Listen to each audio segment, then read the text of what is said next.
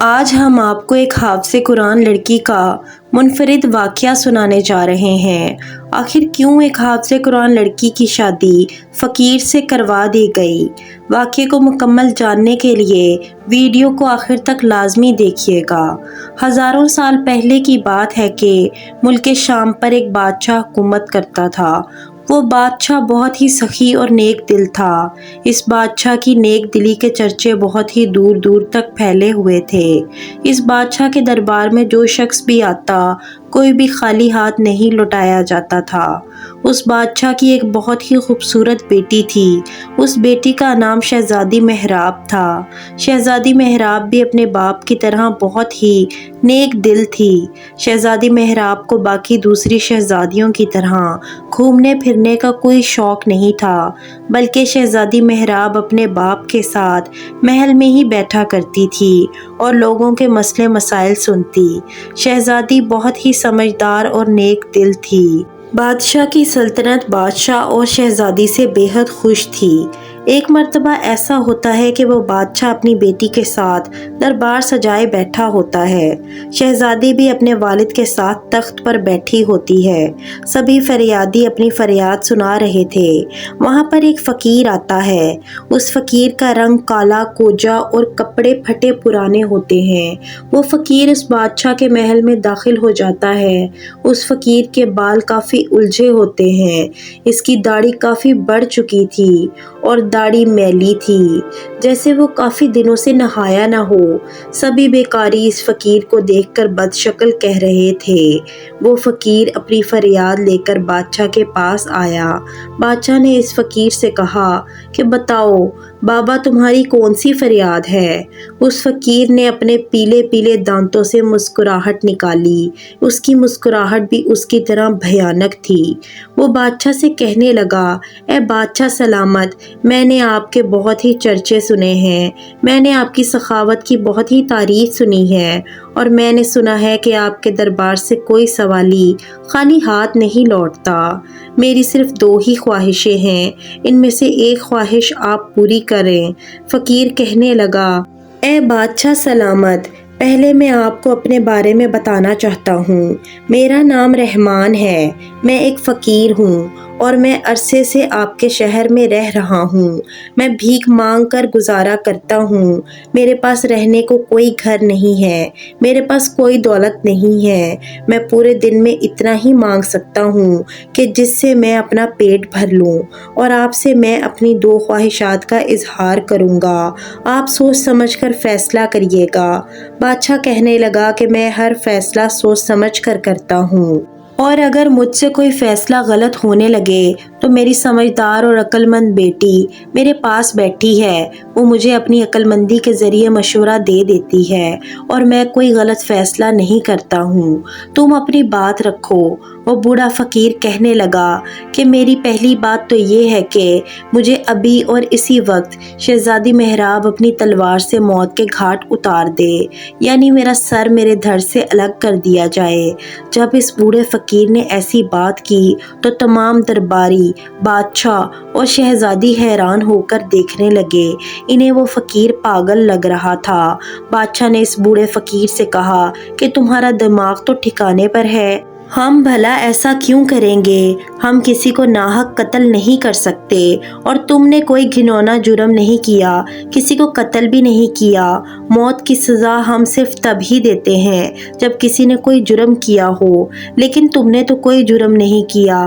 فقیر مسکرا کر کہنے لگا، اے بادشاہ سلامت، اگر آپ میری پہلی خواہش پوری نہیں کر سکتے تو پھر آپ میری دوسری خواہش پوری کر دیں۔ بادشاہ سلامت کہنے لگا کہ ٹھیک ہے، بتاؤ تمہاری دوسری خواہش کیا ہے؟ وہ فقیر کہنے لگا کہ بادشاہ سلامت، میری دوسری خواہش یہ ہے کہ اگر آپ مجھے شہزادی کے ہاتھوں قتل نہیں کرنا چاہتے تو آپ میری شادی شہزادی سے کروا دیجئے۔ یہ بات سن کر تمام درباری، خود بادشاہ اور شہزادی محراب تخت سے اٹھ کھڑے ہوئے۔ وہاں پر موجود سبھی وکیل، وزیر اور سفیروں نے اپنی تلواریں نکال لیں کہ جیسے ہی انہیں بادشاہ حکم دے تو وہ اس فقیر کا سر دھڑ سے الگ کر دیں۔ بادشاہ نے نہایت غصے میں آگ بگولا ہو کر سپاہیوں کو حکم دیا کہ گرفتار کر لو اس فقیر کو۔ یہ حکم سن کر وہ فقیر مسکرانے لگا۔ وہ جب مسکرا رہا تھا تو اس کی مسکراہٹ نہایت خوفناک تھی۔ بادشاہ اور شہزادی کو اس فقیر سے خوف آ رہا تھا۔ خیر بادشاہ کے حکم پر اس فقیر کو قید کر لیا گیا۔ اس فقیر کی انوکھی خواہش کی بات پورے شہر میں پھیل گئی۔ اب بادشاہ سلامت اپنے خاص کمرے میں اپنے وکیلوں، وزیروں، سفیروں اور شہزادی کے ساتھ تھا۔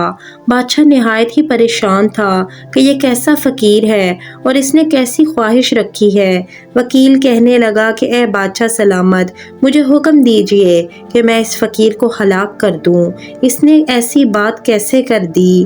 اس نے کیسی دونوں خواہشیں رکھی ہیں کہ یا تو اس کو شہزادی کے ہاتھوں ہلاک کر دیا جائے یا پھر اس کی شادی شہزادی سے کر دی جائے۔ اگر بادشاہ اس فقیر کو ہلاک کرنے کا حکم دیتا تو بادشاہ ایک انصاف پسند بادشاہ تھا اور وہ ایک ناحق کو قتل نہیں کروا سکتا۔ بادشاہ ایسا کبھی نہیں کرنا چاہتا تھا کیونکہ شادی کی خواہش رکھنا کوئی گناہ نہیں تھا۔ اس بات پہ بادشاہ اس کو مروا نہیں سکتا تھا، لیکن بادشاہ اپنی پھولوں جیسی شہزادی کو فقیر کے سپرد کیسے کر سکتا تھا؟ وزیر بولا کہ اے بادشاہ سلامت، وہ بد شکل بوڑھا جان بوجھ کر آپ کی سخاوت کا امتحان لے رہا ہے۔ شہزادے کی ماں ملکہ کہنے لگی کہ ایک تو وہ اتنا بوڑھا ہے اور اوپر سے شکل ایسی ہے کہ اس کو دیکھ کر ہی گھن آتی ہے۔ میری بیٹی اس کی بیٹیوں کی جیسی ہے، اس کو شرم نہیں آتی ایسی بات کرتے ہوئے، اور اس خبیث سے ہم اپنی چاند جیسی بیٹی کی شادی کر دیں۔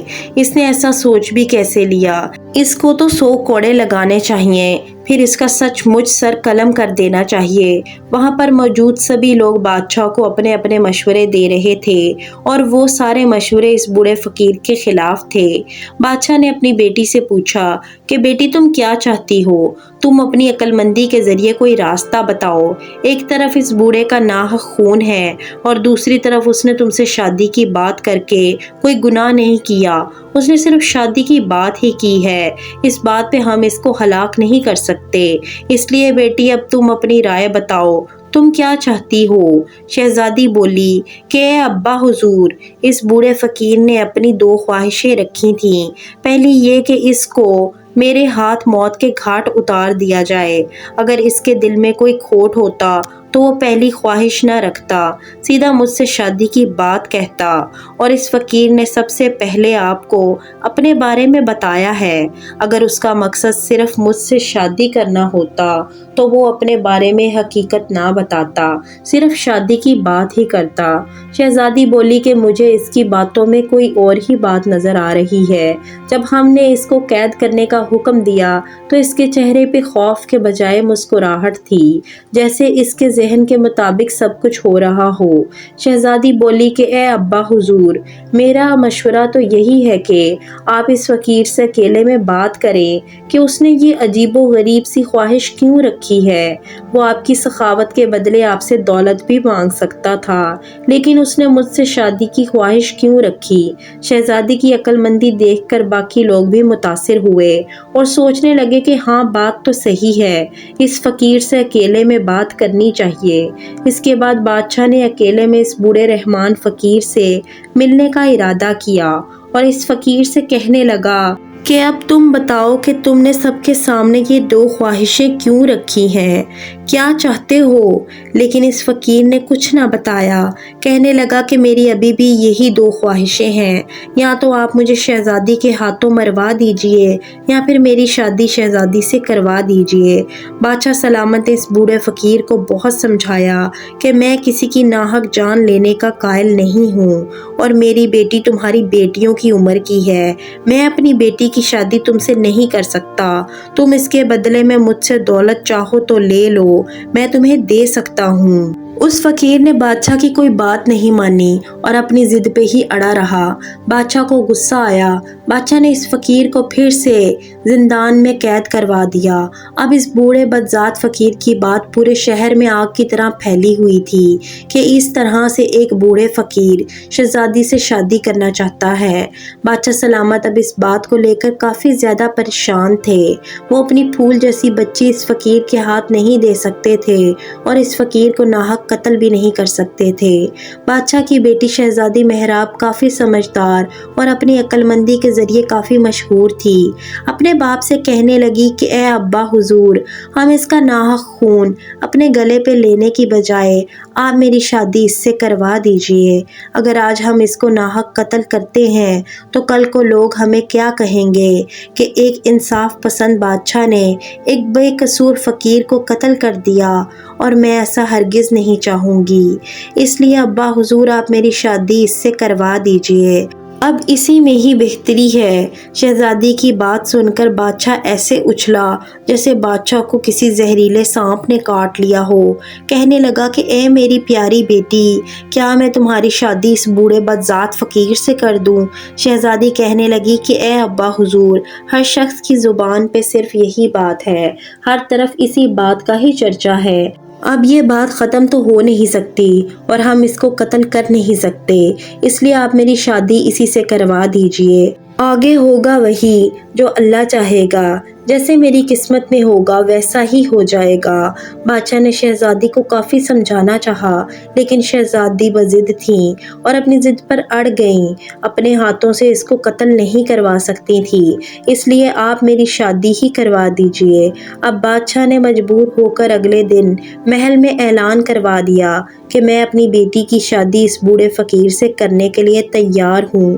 یہ بات سن کر محل کے درباری، وزیر، وکیل، سفیر سب پریشان ہو گئے کہ محلوں کی شہزادی کی شادی اس فقیر سے کر دی جائے گی۔ اگلے روز بادشاہ نے اس بد شکل فقیر سے اپنی بیٹی کی شادی کروا دی۔ اس وقت بادشاہ اور پورے محل میں سناٹا چھایا ہوا تھا۔ بادشاہ یہ سب کچھ مجبوری کے تحت کر رہا تھا، کیونکہ بادشاہ ایک انصاف پسند حکمران تھا۔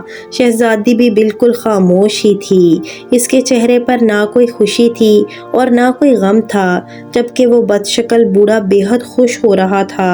جیسے ہی بادشاہ نے شادی کی آخری رسم پوری کی اور اپنی پھول جیسی شہزادی کا ہاتھ اس بوڑھے فقیر کے ہاتھ میں دیا، تب اچانک وہاں پر ایک عجیب سی بات ہوئی۔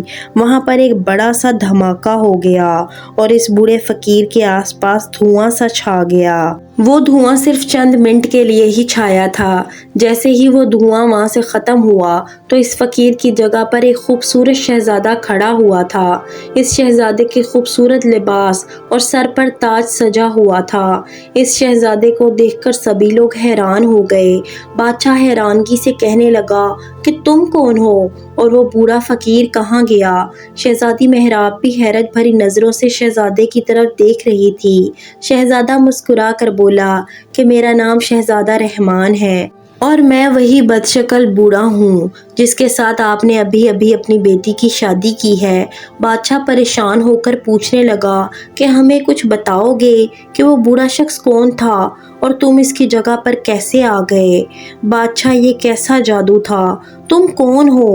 اس کے بعد شہزادی بولی کہ آپ بتائیں کہ آپ کون ہیں اور وہ بوڑھا بد شکل کون تھا، اور اس بوڑھے شخص نے ہم سے شادی کی اور مر جانے کی خواہش کیوں کی تھی؟ ان دونوں خواہشوں کے پیچھے کیا راز تھا؟ ہمیں تفصیل سے بات بتائیں۔ شہزادے نے اپنے بارے میں بتانا شروع کیا کہ میں ایک ملک کا شہزادہ ہوں، میرا باپ بادشاہ ہے اور آپ کی طرح انصاف پسند بادشاہ ہے۔ میں اپنے باپ کی اکلوتی اولاد ہوں۔ میرے باپ نے مجھے بہت ہی نازوں سے پالا تھا۔ میرا باپ میری ہر ناجائز اور جائز خواہش پوری کرتا تھا، جس کی وجہ سے میں بہت ضدی ہو گیا اور اس طرح سے میں خود غرض ہو گیا اور بگڑتا گیا۔ میں کسی کو بھی خاطر میں نہیں لاتا تھا، نہ میں چھوٹا کا لحاظ کرتا تھا اور نہ ہی بڑوں کی عزت کرتا تھا۔ میرے ظلم اور ستم کی وجہ سے لوگوں نے مجھے ظالم شہزادہ کہنا شروع کر دیا تھا۔ میرے ماں باپ بہت ہی نیک تھے، وہ مجھے ہر بات پہ سمجھاتے تھے۔ میں اپنے ماں باپ کی بھی نافرمانی کرتا تھا، اچھے سے اچھا لباس پہنتا تھا اور عمدہ کھانے کھاتا تھا۔ مجھے شکار کرنے کا بہت شوق تھا۔ ایک دن میں اپنے محافظوں کے ساتھ شکار کرنے کے لیے کسی جنگل کی طرف نکل گیا۔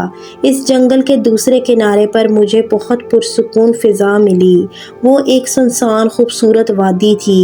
وہاں پر پانی کے جھرنے تھے، ہر طرف پھول کھلے ہوئے تھے۔ میں اس وادی کے ایک طرف نظر ڈالتا تو پانی کے جھرنے بہہ رہے تھے، دوسری طرف نظر ڈالتا تو پھول مہک رہے تھے۔ وہ وادی مجھے بہت پسند آئی۔ میں نے فیصلہ کیا کہ وہ وادی ہمارے ملک کے حدود میں تھی کہ میں وہاں اپنے لیے خوبصورت محل بنواؤں۔ جب میں اس وادی کے قریب گیا تو اس وادی میں ایک جھونپڑی تھی۔ میرا اس جھونپڑی کو دیکھ کر منہ بن گیا۔ اس جھونپڑی کا اس وادی میں ہونا مجھے ایسا لگا کہ جیسے مخمل کے کپڑے پر کوئی داغ لگ گیا ہو۔ مجھے اس جھونپڑی کو دیکھ کر بہت غصہ آیا۔ میں جھونپڑی کے اندر گیا تو وہاں پہ ایک اللہ والے بزرگ عبادت کر رہے تھے۔ میں نے ان سے کہا کہ آپ اپنی جھونپڑی کہیں اور جا کر بنا لیں اور وہاں جا کر عبادت کریں، یہ جگہ شہزادہ رحمان کو پسند آئی ہے۔ وہ بوڑھا شخص اٹھ کر کھڑا ہو گیا۔ اس نے جب اس اللہ والے بزرگ کو دیکھا تو اس نے میلے پھٹے پرانے کپڑے پہنے ہوئے تھے اور اس کی بڑی بڑی میلی داڑھی تھی۔ میں اس کو دیکھ کر منہ بنانے لگا۔ مجھے اس بوڑھے شخص کو دیکھ کر نفرت ہو رہی تھی۔ وہ اللہ والا مجھ سے کہنے لگا کہ اسے بے حد خوشی ہوگی کہ میں یہاں پر اپنے لیے شاہی محل بنواؤں، لیکن میری معمولی سی جھونپڑی بالکل کنارے پہ ہے اور میں برسوں سے یہاں عبادت کر رہا ہوں۔ میری جھونپڑی سے آپ کو کیا فرق پڑے گا؟ آپ اپنے لیے محل بنوانا چاہتے ہیں تو بنوا لیں۔ میں نے جب اس اللہ والے بزرگ کی بات سنی تو مجھے بہت غصہ آیا۔ میں نے گرج کر کہا کہ یہ کیسے ہو سکتا ہے کہ جہاں پر شہزادہ رحمان کا محل ہو وہاں پہ ایک چھوٹی سی ٹوٹی پھوٹی جھونپڑی بھی ہو؟ تم اپنی جھونپڑی کو یہاں سے اٹھا کر کہیں اور لے جا کر بنا لو۔ میں نے اس بوڑھے شخص کو بد شکل اور بڑی داڑھی والے اور پھٹے پرانے کپڑے والے، نہ جانے میں نے اس بزرگ کو کیا کیا کہہ دیا تھا۔ میری باتیں سن کر اس اللہ والے بزرگ کو جلال آ گیا اور کہنے لگا کہ اللہ تعالیٰ کی عبادت کرنے والے گندے بیکاری نہیں ہوتے اور نہ ہی ان کو دنیاوی دنیا سے کوئی لگاؤ ہوتا ہے، اور میں اپنی جھونپڑی یہاں سے کہیں بھی نہیں لے کر جاؤں گا۔ میں یہاں عرصے سے عبادت کر رہا ہوں۔ میں نے جب اس بوڑھے فقیر کی بات سنی تو مجھے بہت ہی غصہ آیا۔ میں نے ملازموں سے کہا کہ اس کی جھونپڑی کو ابھی گرا دیا جائے، اور میں نے غصے میں آ کر فقیر کو گندا برا بھلا اور نہ جانے کیا کیا کہا۔ میری باتیں سن کر اس اللہ والے بزرگ کو جلال آ گیا۔ اس اللہ والے بزرگ نے مجھے بد دعا دے دی کہ جس طرح تو نے مجھے بد شکل اور بیکاری کہا ہے اس طرح تو بھی بیکاری بن جائے، اور جس طرح تو نے مجھے دھکے دیے ہیں اس طرح تجھے بھی تیرے گھر والے دھکے دیں، تیری ایسی شکل ہو جائے کہ تجھے تیرے گھر والے پہچاننے سے انکار کر دیں۔ اس بزرگ نے جب مجھے بد دعا دی تو نہ جانے اس بزرگ کی بد دعا میں کیا اثر تھا، ایک دم سے بجلی کڑکی اور میرے ارد گرد دھواں سا چھا گیا۔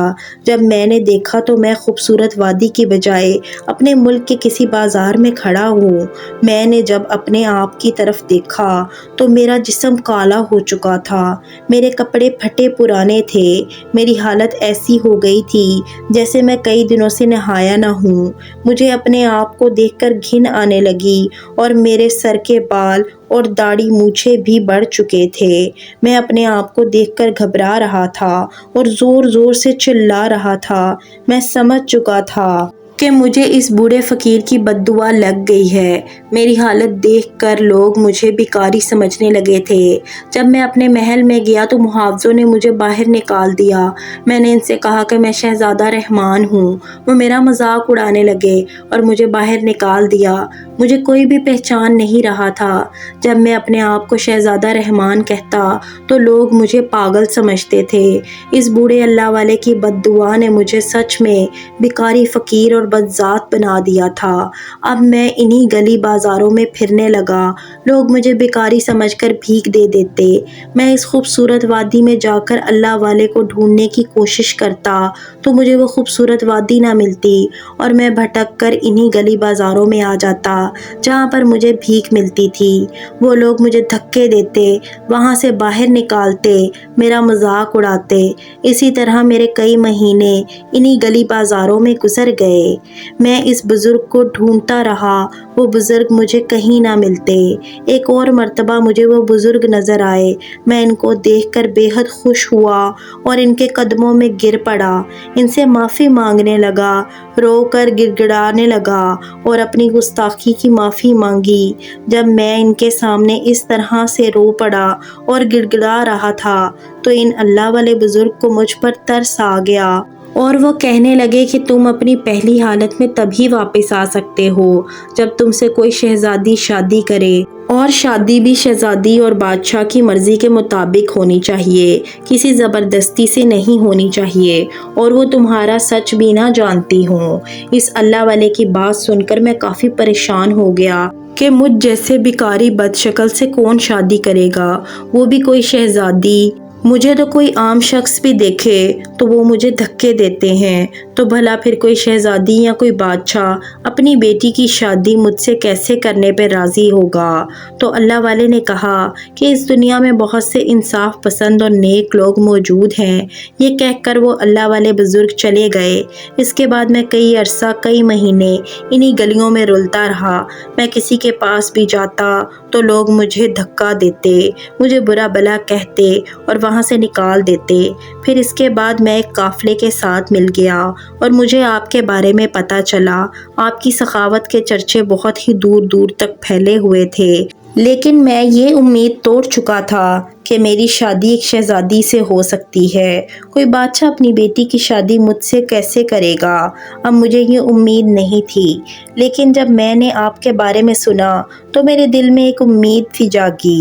اب میں اپنے گناہوں پر بہت ہی شرمندہ تھا، جب میں بہت زیادہ گھمنڈی ہوتا تھا۔ ان دنوں کو یاد کر کے میں بہت ہی روتا تھا۔ رات کو اپنے گناہوں کی اللہ تعالیٰ سے رو رو کر معافی مانگا کرتا تھا کہ میں کسی طرح سے اپنی اصل حالت میں واپس آ جاؤں تو میں اپنی زندگی بہت ہی اچھے سے گزاروں گا، انصاف پسندی اور فرما برداری کے ساتھ گزاروں گا۔ اور پھر مجھے آپ کے بارے میں پتہ چلا تو میں آپ کے محل میں آیا۔ میں نے آپ کے سامنے دو خواہشیں رکھیں کہ آپ شہزادی کے ہاتھوں میری گردن اڑوا دیں، اگر یہ نہیں تو پھر شہزادی کی شادی مجھ سے کر دیں۔ مجھے یہ دونوں ہی باتیں قبول تھیں۔ اگر شہزادی میرا گلا اڑا دیتی تو مجھے اس زندگی سے نجات مل جاتی جو میں ذلت کی گزار رہا تھا، اور اگر شہزادی مجھ سے شادی کر لیتی تو میں اپنی اصل حالت میں واپس آ جاتا، اور میں آپ کے سامنے کھڑا ہوں۔ اور اے بادشاہ سلامت، آپ کو اور آپ کی بیٹی کو دیکھ کر میں نے جانا ہے کہ سخاوت کیا ہوتی ہے، زندگی کیسے گزارنا ہوتی ہے، زندگی کا مقصد کیا ہے، اور میں اپنی کوتاہیوں کی وجہ سے اللہ تعالیٰ سے معافی مانگتا ہوں، اور میں آپ کا شکر گزار ہوں کہ آپ ایک انصاف پسند بادشاہ ہیں، آپ واقعی ایک رحم دل بادشاہ ہیں۔ میں بہت خوش نصیب ہوں کہ مجھے اتنی حسین اور عقل مند شہزادی ملی ہے جو کہ اب میری بیوی بن چکی ہے۔ بادشاہ یہ سب سن کر شہزادے کو اپنے سینے سے لگاتا ہے اور پھر اپنی بیٹی اور شہزادے کو رخصت کر دیتا ہے۔ شہزادی بھی شہزادے کو دیکھ کر بہت ہی خوش ہوتی ہے۔ شہزادہ شہزادی کو لے کر اپنے ملک واپس لوٹ جاتا ہے۔ شہزادے کا باپ شہزادے کو نہ پا کر کافی بیمار ہو چکا تھا۔ جب اپنے بیٹے کو خیریت سے اپنے سامنے دیکھتا ہے تو وہ بھی بہت خوش ہو جاتا ہے۔ اس کے بعد وہ شہزادہ چھوٹوں کو بھی عزت دیتا ہے، بڑوں کا ادب کرتا ہے اور بہت ہی رحم دلی کے ساتھ حکومت کرتا ہے۔ شہزادہ اپنے گناہوں سے توبہ کر چکا ہوتا ہے اور وہ سمجھ چکا ہوتا ہے کہ زندگی کیسے گزارنی ہے، حکومت کیسے کرنی ہے۔ یہ تھی ایک انصاف پسند بادشاہ اور شہزادی کی کہانی۔ دوستو، امید کرتی ہوں کہ یہ کہانی آپ کو پسند آئی ہوگی۔ اگر یہ کہانی آپ کو پسند آئی ہے تو اس کو آگے شیئر کریں، اور مزید ایسی ویڈیوز کے لیے ہمارے چینل کو سبسکرائب کریں۔ جزاک اللہ۔